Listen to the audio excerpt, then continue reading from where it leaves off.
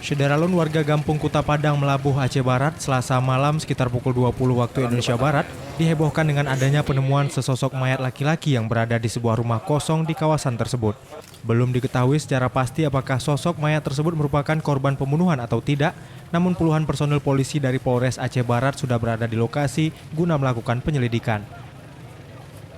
Kronologis mungkin seperti dugaan polisi juga itu beliau jatuh dalam pekerjaan, jatuh mungkin kena alat vital sehingga tidak bisa membantu diri atau tidak bisa menyelamatkan diri sehingga